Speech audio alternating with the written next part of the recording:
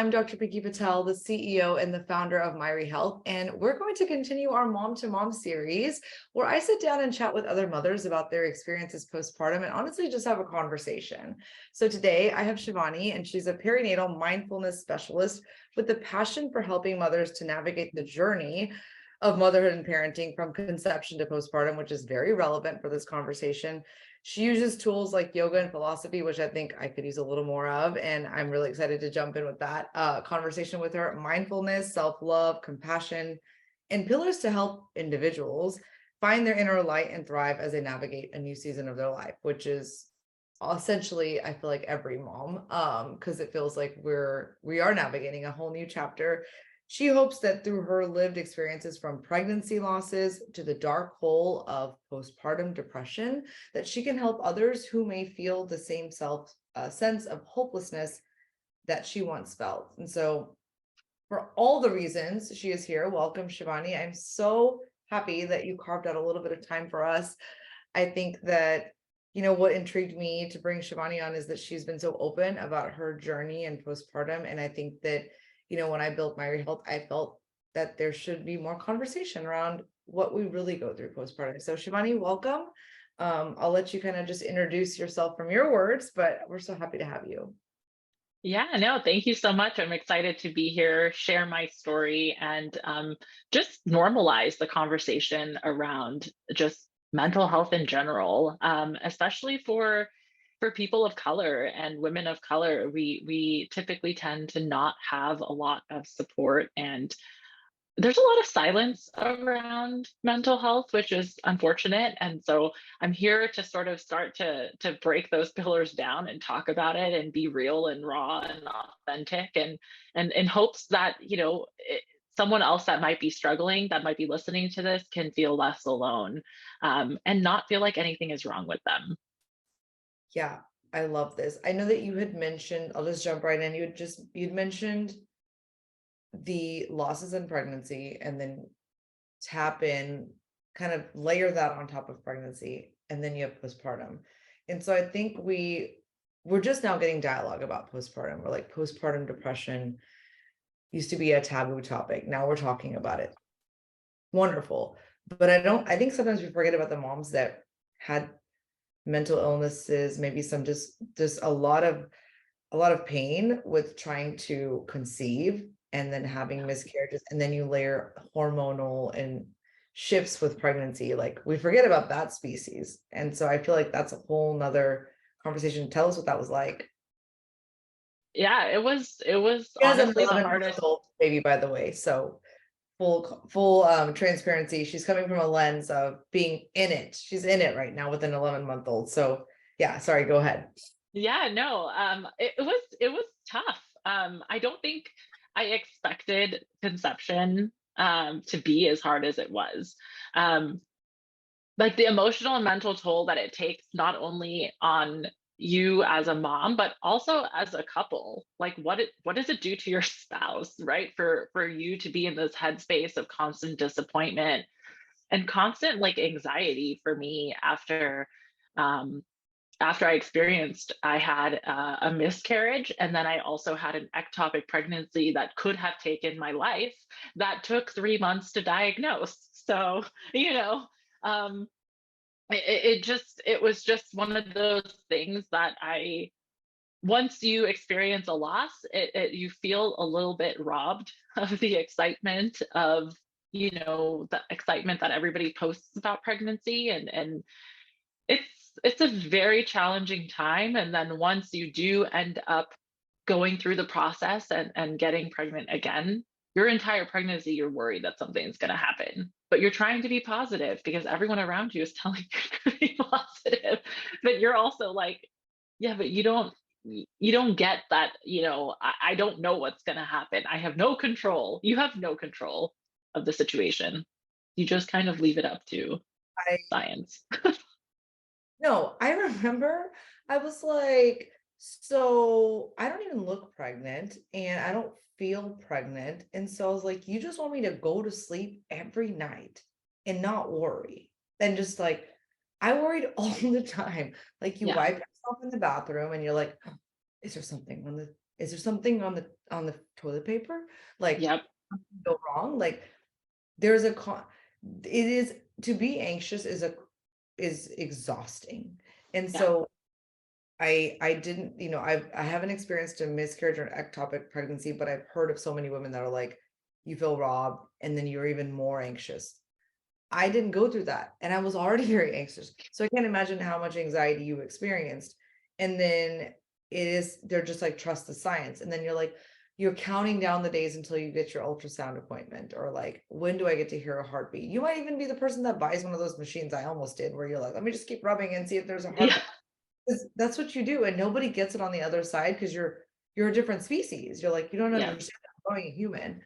And then postpartum happens, and that's a whole nother ball game. So it's like, I think you bring a different perspective, because you're like a lot of other people, where you're like, I went through this, Mhm. the process of conception was difficult, maintaining a pregnancy was difficult, wasn't always successful, and then postpartum. So then, like, what happened in postpartum, I guess, what was the most shocking part of postpartum that you'd want to share? Because you're still in it. When she told me she was I'm a postpartum, I'm like, oh, you're still, like, you haven't even had the first birthday yet, which is really for you, by the way, when the first birthday is really for you. Yeah, so actually the first birthday we are going to Mexico because it is for us. And we're doing like a little family photo shoot and Oh, I love it. just All the making it extra. all Yes. we're gonna celebrate this the right way. Oh yeah, I'm um, all for this. The kids, the baby's not going to remember. Okay. exactly. It's all for you. Exactly. Yeah. So we're gonna go celebrate. But I think for me the most unexpected part was like literally how hard it was to feed your baby. Um, like the breastfeeding, you're like attached to your pump. I don't even feel like I had any time for myself, especially I would say the first like 6 months. I was one of those people that like was an under supplier when it came to pumping, and I had a really hard time breastfeeding in general. Um, and so I did too. Everybody did. I feel like anybody that yeah, talks about this, I'm like, do you understand that it is a full-time job to maintain 100%. milk supply? And Yeah. then nobody talked about it. I actually said breastfeeding No. was harder for me than my 60-hour unmedicated labor. Yeah. I mean, honestly, it's a whole, you feel like your body isn't yours anymore. You're literally determining your worth by how much milk you're pumping. you I looked at the know? bottle and I was like, wow, I'm worth 3 ounces today. Wow, I suck. Like, I would actually be like, and then I'd see somebody's stories and I'm like, dang, she made 9 ounces and she just had this baby. Like, I would literally compare myself. Yeah. Who am I? Yeah, and it takes such a, I think that took the biggest toll on my mental health, and also like it's not fun to navigate this like guilt that comes with like, well, how come I'm not able to produce this much, but why is this next person being able to, why is this person on social media seem like they have it all together and I like literally can't even like pick up my son because I have my own physical recovery, and on top of that I'm trying to figure out how to feed him. It That was rough. Yeah, that and it's like you walk into it and you're like, what? People have done this for years. Like, you're looking around and you're like, why didn't anybody tell me that I was going to be so hard on myself and that it was going to be Yeah. so exhausting? Um, is there, so let's fast forward. You talked a little bit about mental health there, where you're like guilt and like, so you talked about postpartum depression in your, when you had shared this with me. Tell me what that experience was like for you, and when did you realize that there was something not right? I have a history with mental health. I had clinical depression and high anxiety, and I was already knew that I would be at high risk to develop a perinatal mental health condition post delivery. So I did a lot of work during my pregnancy with my therapist to really try to have a plan. During pregnancy, And you said, right? yeah, during pregnancy, Awesome. yeah, Yeah. to just make sure that I had like support and people that could see my like baseline and kind of can identify like when things are not looking right. Um, but my delivery was pretty traumatic, and my son, after hours and hours of pushing, he had to be delivered via forceps because I was done. I was like, I literally need you to help me, and he needs to like get out. you know But it wasn't um a C-section, right? You said it 4 was steps. not. It was Okay. forceps, yeah. um but I wasn't expecting that. I didn't really expect anything. I kind of went into delivery knowing that things were going to be a little bit out of my control, but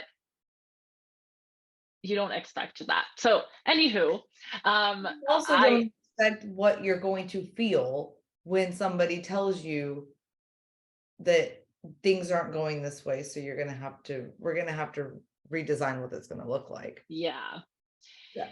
yeah, it's an interesting time, but I would say like because of I would say the trauma of the birth had definitely played into the postpartum depression, but I knew pretty much after like the 3-week mark that there's just something not right. Like I am not feeling good. I'm not feeling myself. And I am feeling like, one, I'm having a really hard time connecting to my son. I feel like he's not like he is relying on me for everything, for food, for safety, for comfort, for everything. And I just have lost like who I am. My body is like trying to come back to some type of normal. And you just feel like there's no control. And I think that there's just this constant need for us to feel like we're in control. And when you kind of like lost that, it really does bring you down a lot. And I was having a really rough go with my physical recovery, post delivery. I mean, I was walking around with a UTI for 4 weeks before people took me seriously and realized that like, hey, I need some medication Yeah. because I'm not feeling right. There's something going on.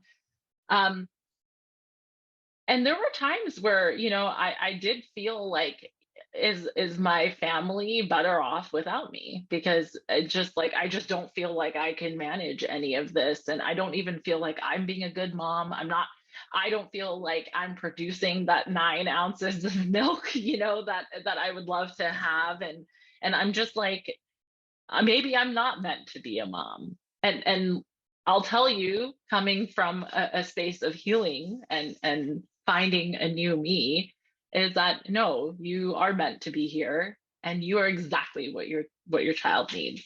But that Yeah. was that was how bad it got. Yeah, and I thank you for sharing that. I feel like that's a lot of healing. Like you're only 11 months postpartum. So, I'm looking at it from a lens of a mom who now has a 3.5-year-old. And I've been in this position and I've battled some mental health as well. Um, but you've healed significantly in 11 months. So that's pretty freaking awesome. I I feel like 3 weeks postpartum, they say what the cutoff is like 2 weeks, you get the baby blues, and then you're like, oh, that's 80% of moms get 80 baby blues. You'll be fine. But the level, I've been asked before by men and people who don't have babies, like, why do you think postpartum depression happens? Or what do you think they want a one-liner? And I'm like, there is not a one-liner. It depends on the personality. I needed to be in control. If I don't have control over this situation, I feel my world it's like someone took all of my marbles and threw them on the ground. And then I'm Yeah. trying to grasp one marble. I just want one. I can't get one because I can barely think because I'm in a fog. I'm in a fog because Yeah. can't. It's a perpetual. So the personality type I think has a lot to do with the mental health. And so I'm very controlling, like in terms of like OCD, I need to have a routine and I lost my routine. And I would get so Mhm. upset if I couldn't like just do one thing that made me feel like my routine was coming back. And Yeah. so I totally resonate with what you just shared with that piece. And there's no answer. I'm like, it's a chemical imbalance. Like, we have to talk about science, and we live in a world where we don't prioritize when like women's health. So to get data and to speak with a megaphone and say this is needed, this is a chemical imbalance on top of everything else, you know, it's hard to get people to understand. And that Yeah. it's unfortunate, but I think that sharing stories like this is what helped me. When I got on social media, I'd be like, hey, this is how I'm feeling. And then 20 talking to strangers on the internet here. And it's like when people started saying, me too, me too, me too. And I'm like, oh man, I all of a sudden didn't feel as terrible. And, you know, that's all I needed. I just wanted someone to tell me that they also felt the way that I did. And I instantly felt better. And Yeah. that's all. Yeah. Um, do you feel like, so tell me about your kind of return to work. Like, did you take time off the whole time you were off postpartum, or like, some moms love going back to work because they feel like they get some sort of routine back.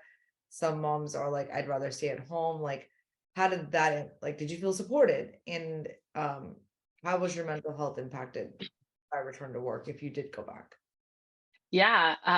So I had 3 months, I was working for a tech company at the time. So I was in tech, and I had 3 months maternity leave. And I do not think that's enough time. Like, you don't even get your grasp on motherhood in 3 months. So you don't even have, like, I wasn't even recovered at that point. And I was very anxious to go back.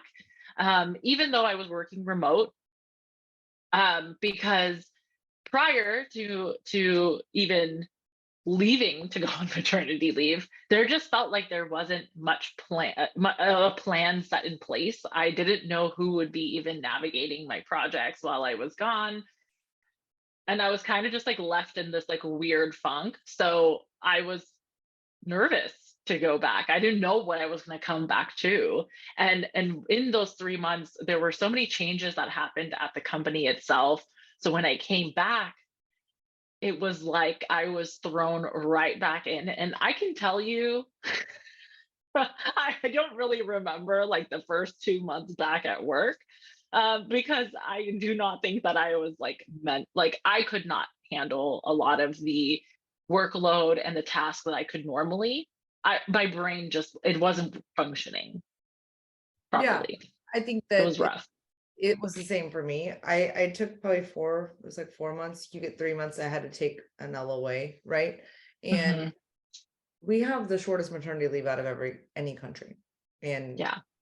3 months is actually a vacation. People say it is a vacation. Little do they know we're operating on minimal sleep, and we're trying to find a balance, and we're trying to feed our babies in some way. Yeah. Maybe you're supplementing with formula. Maybe you're like, oh, breastfeeding is really tough, but I'm gonna, it's all of the things. And I felt like when you go back to work, you're expected to maintain a certain level of performance, and you're already freaking feeling guilty for Yeah. motherhood, but then you feel guilty because you've been out of the office. And you're like, I just feel guilty for doing something that's like natural, like having a baby. But then you're like, oh, but I can't lose speed. I can't lose speed because I'm a woman and I gotta overperform to hit the KPIs and do all the things that I was doing before. And then your energy is spent chasing that while you're also thinking about like all the things that aren't accounted for. And so I feel like it's also a very forgotten space. And Hmm. um that's when women start talking to me and they're telling me like, Pinky, I think I'm going to stop working. Like 6 months later, what happens? A lot of moms are like, I'm going to leave the workforce because this isn't making any sense. And so it just gets really difficult. So Yeah. everything you said, I felt the same way both times, just because I was like, Yeah. 7,000 emails, like, you're like, I was working for corporate America and I'm like, so how much time do I have to catch up with this? And I'm like, okay. And then I couldn't even drink a ton of caffeine because I was Yeah. still eating. And I'm like, how am I supposed to get energy for this if I can't drink coffee? Or I chose not to, right? Because I'm like, what if my baby he already doesn't sleep and now he's not going to sleep for sure. So you're like Yeah. scared and paranoid, and there's just a lot of layers here. And so I think that a lot of women have said the same thing about return to work.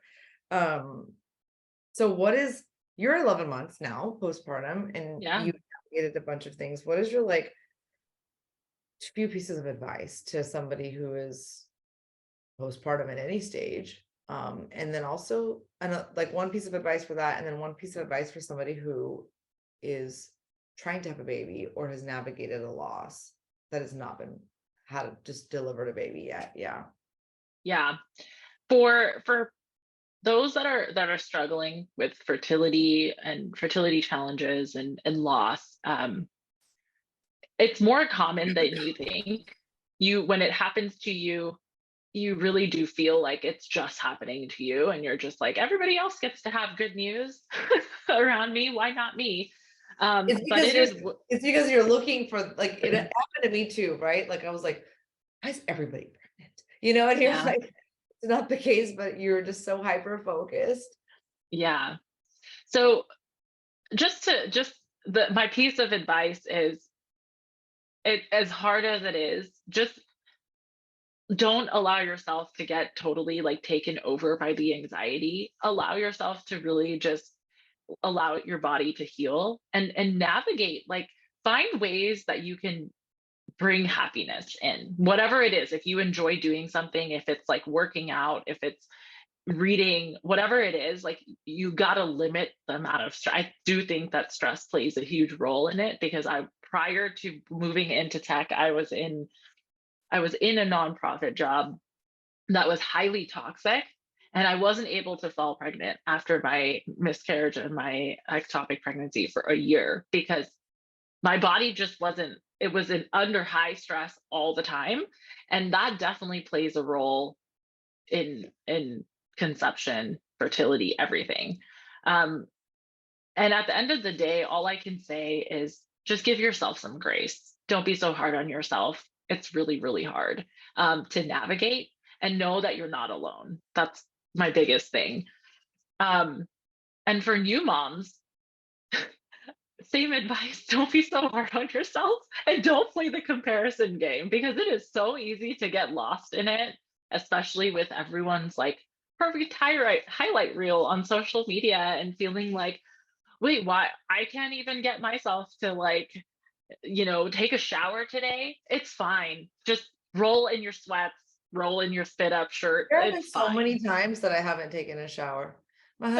husband is like, and I'm like, listen, we've slept about 30 minutes in 24 hours. So I was like, I don't like you can't have it all. So No. I certainly think that, you've referenced social media here several times, and I also have to reference it as well because a lot of moms have had to delete apps. They've had to delete certain situations because it was triggering to them. Yep. Which is why when we created Myri, I was like, hey, I want to create a community where it's like moms just they talk anonymously. No one needs to know your name. It's always going to be free. And you join the groups that you want to. Like if you're bottle feeding, awesome. You don't have to listen to the moms that are breastfeeding, because guess what? That's triggering. Like, Yep.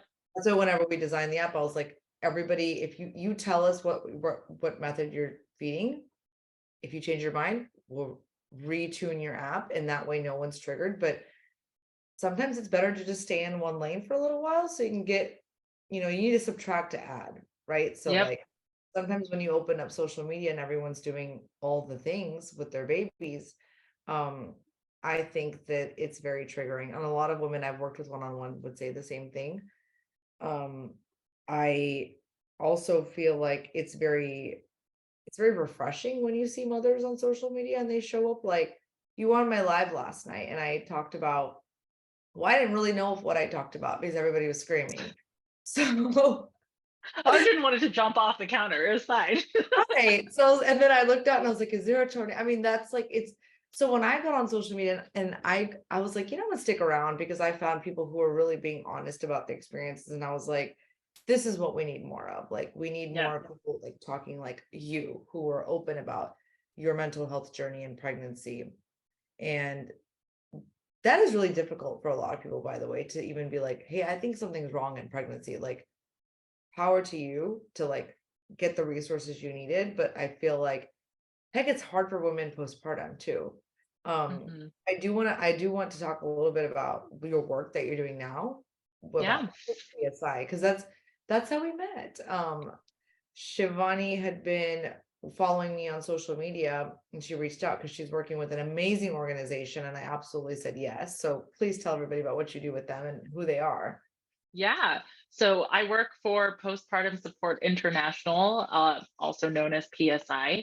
And we are the global champion for perinatal mental health, connecting individuals and families to the resources and support they need to basically give them the strongest start and healthiest start possible, all the way from conception to postpartum. And I want to identify and define the perinatal period because I know that that can be a little bit confusing. And one of the things is that we value a lot in at PSI is advocacy as well as education. So the perinatal period is the time that you become pregnant and up to 1 year after giving birth. So in at any point during that time, whether you're in pregnancy or you're postpartum, 11 months like myself, you can experience a mental health condition. Most people experience it before the 6 month period, before that 6 months postpartum, but it can develop afterwards too. That And is super there's no, important. I do want to yeah, highlight that because people always say postpartum depression will probably happen the first few weeks. Listen to what she just said. It can happen anywhere between the conception all the way through 12 months. So you could have yeah, an onset of postpartum depression at 10 months postpartum, yeah. right? So Yeah. And so I just want to make that very clear because I think that that's something that oftentimes gets lost, right? It's like, oh, but I'm already 11 months postpartum, so why am I feeling this way? It's completely normal, and it's okay that you're experiencing this and you're not alone, but there is help available. So that's what PSI really is designed to help families at whatever period. It's meeting families where they are and individuals where they are. Um, I started at Postpartum Support International just this year in January. So I got to start the new year off on a great foot, which was really exciting. And I lead all of our marketing and communication strategy for PSI in general. So I sort of take like a zoomed out lens, look at the organization as a whole, and find out how can we create more opportunity for building awareness and more opportunity for educating providers in the space that are working with individuals to be better equipped to help these individuals navigate their perinatal mental health journeys. that's amazing. And I think it's so, the irony is that you, I'm yawning not because Arjun kept me up last night, and that's why I'm drinking my caffeine. The irony is that you did this while you're still in that perinatal period. And so it's like, I feel like it's just so natural that you you took this role. How can folks get in touch with PSI? How can mothers interact if they're watching this and they're like, yeah, I think I need to talk to somebody? Yeah, so our website is www.postpartum.net. We have a helpline available, and I can definitely send that information over for the helpline number. And we have also the National Maternal Mental Health Hotline. It's available 24/7. We have various virtual free support groups that are available at whatever stage you are in. The loss support groups were like key for me when I was struggling. I just needed to connect with other moms and other individuals who were struggling with loss and were also triggered by the same things I was, to know that I wasn't weird for feeling the way I was feeling. And it really did help with just navigating the loss and the healing that comes with loss as well. And we have a variety of support groups. We have mood support groups. We have mindfulness support groups. So wherever you are in your journey, all of our resources for help seekers are completely 100% free. And our providers, we have education and trainings for providers. So like maybe your OBGYN is taking our sessions, who knows? Oh, yeah, But we that's have our, yeah, so we have our trainings, and we're trying to train more providers to understand how to work with the perinatal mental health population, and to how to identify early on, and basically give the tools and resources to individuals early, versus just dismissing. I mean, I can talk, we can have a whole another conversation about how I feel about our healthcare system here. And Oh, we can have a whole nother conversation about that. Like, I'm pretty vocal about how obviously I created Myri because I felt like there was a lot of disconnect with what should be integrated with our care versus what is. And so yeah, I think that that's why our stars aligned, and we can talk about this all day. But I just want to say that as we close some of this out, is that the reason why some of these solutions exist and they're still not enough is because there is such a gap in the systems. And so, if you're watching this and you're like a provider and you're like, maybe I should bridge the gap between, maybe I want to meet my patients where they're at. PSI probably allows providers to do that from a mental health standpoint. yeah, Uh, so I think that's phenomenal. I didn't know that, until I had to learn more about PSI, that they had support groups. Because what is a mother to do? How do they find their tribe when they're preconception, right? There's not, you join a Facebook group. That's what people did when I was trying to conceive, right? In 2016 yeah, or like, oh, just go join this one group. And what ends up happening is all these moms, they connect. I learned that whenever I created the community, I'm like, wait a minute, these are all like, everyone's becoming best friends, because like yeah, you go through together. So like when yours starts walking, the other one starts walking. When you go through solids, the other one goes through solids. Like, when did you start? 4 months or 6 months? Did you add formula? Did you add breast milk? Like the same questions, right? It's like, yeah, did you start cereal at 4 months? Because maybe he's not sleeping through. Like, everyone wonders the same thing. Like, let me yeah. give you more food so you sleep at night. Because I think we all just want more sleep in the beginning. So Oh, 100%. form those tribes, because you seek that. Like, why are we so like, oh, Facebook groups? Because it's the psychology. Like, you want to feel like a part of something and still not feel alienated, Yeah. like another species, and we're ultimately just forgotten, right? Yep. But Totally.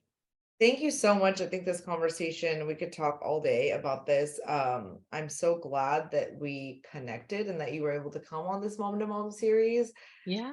Think you're one of the first moms, we're like with the youngest so far that we've interviewed, because a lot of the moms are not as fresh. And so this was a really good conversation. I'm so glad we talked about the mental health aspect. So if you guys are wanting to dig in, we'll share more information about Postpartum Support International and share how to get in touch with them or Shivani. But thank you so much for coming on here and having this conversation.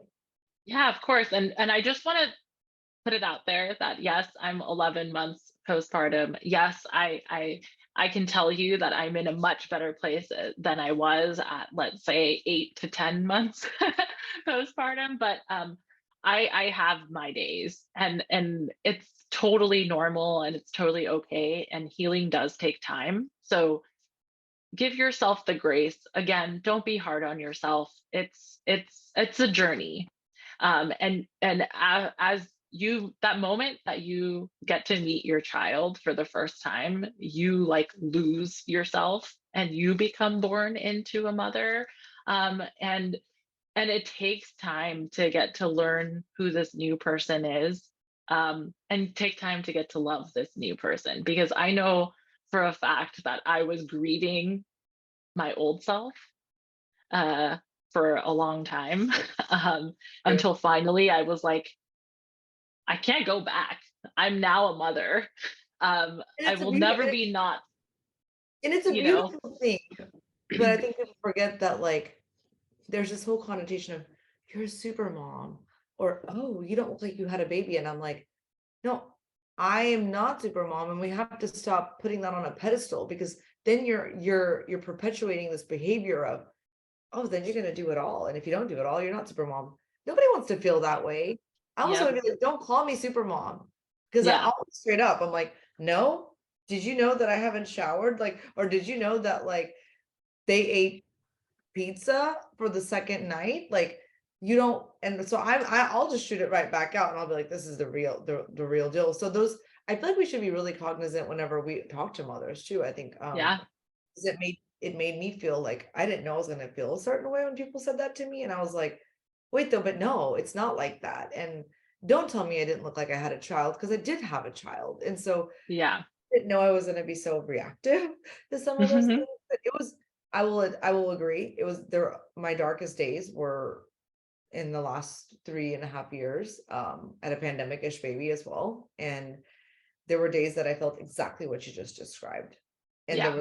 there's no way forward because I don't know how to go Yeah. forward. And it's really easy. And I tell people this all the time, give yourself grace. It's very easy to say, give yourself grace when It we're on is. the other side. When you're in it, you're kind of like, you come out and you're like, I don't even know what that means. Like, Yeah. you know what I mean? You're like, what, Yeah. what do you mean grace? Like, I'm just trying to make it the next hour.